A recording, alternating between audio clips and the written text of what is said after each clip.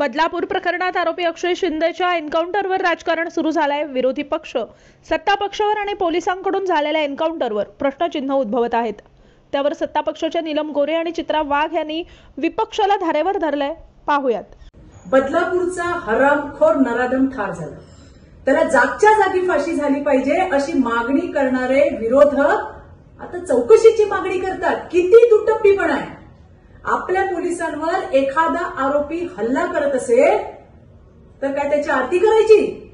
बदलापूरच्या नराधमाचा विरोधकांना इतका पुळका का आलाय की ते नुसते राजकारण करणार आहेत?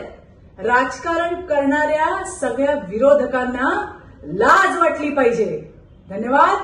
जय हिंद, जय महाराष्ट्र। बदलापूर घटनेमधल्या आरोपीची वरती काही एक ज्याला हातापायी होऊन काही त्याच्या तो जिवंत आहे की नाही याच्याबद्दलचा प्रश्न निर्माण झालेला आहे। सन्माननीय मुख्यमंत्री एकनाथजी शिंदे आणि गृहमंत्री व उपमुख्यमंत्री देवेंद्र फडणवीस या दोघांनी स्पष्ट केलेलं आहे की याची चौकशी केली जाईल। जोपर्यंत अक्षय शिंदे याचा मृत्यू जो आहे तो झालाय असं डिक्लेअर अजून झालंय की नाही मला कल्पना नाही आहे, कारण मी मुंबईच्या बाहेर आहे, दिल्लीमध्ये। परंतु त्याबद्दलची अधिकृत माहिती समोर आल्याच्या अगोदरच संपूर्णपणे त्याचं राजकारण करणं योग्य नाही आहे। एक दुसरं, या कुटुंबातल्या मुलींना नुकतंच मी भेटले होते आणि चार्जशीट दाखल होत आहे याची माहिती त्यांना दिलेली होती।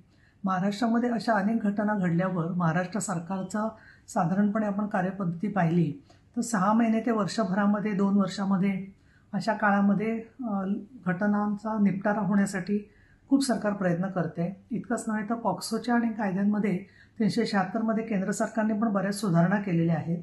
दिशा कायदा जो आहे तो लागू करावा म्हणून ही अनेकांनी मागणी केलेली आहे।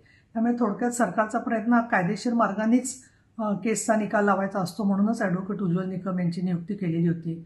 तरी या घटनेच्या मध्ये काय घडलंय हे न पाहताच ताबडतोब त्याचं राजकारण करून अगदी वेगळ्या भाषेत सांगायचं तर दुगाण्या झाडाला लागणं हे योग्य नाही आहे असं मला वाटतं। मी असं म्हणेन की जबाबदारीचं भान सगळ्यांनी ठेवलं पाहिजे आणि त्याच्यावरती कुणाचा तरी ब्लेम गेम करण्यापेक्षा जी घटना घडली त्याच्यामध्ये या घटनेचा मूळ जो तपशील आहे, सत्य आहे ते समोर येईल। त्याच्यानंतर पुढे काय करायचं आणि काय करायला हवं नको त्याची भरपूर चर्चा होत राहील। परंतु आजच्या घडीला तरी या संदर्भामध्ये त्या मुलींच्या कुटुंबांचा विचार करून मी असं म्हणेन की त्यांच्या मानसिकता, त्यांच्या भावना याला जास्तीत जास्त प्राधान्य देणं आणि त्यांच्या पाठीमागे उभं राहणं सगळ्यांनी हे अतिशय आवश्यक आहे। आणि कोणाला जर का खोटी सहानुभूती किंवा खरी सहानुभूती आरोपीबद्दल वाटत असेल तर त्यांच्यासारखे करंटे तेच असं म्हणायला पाहिजे।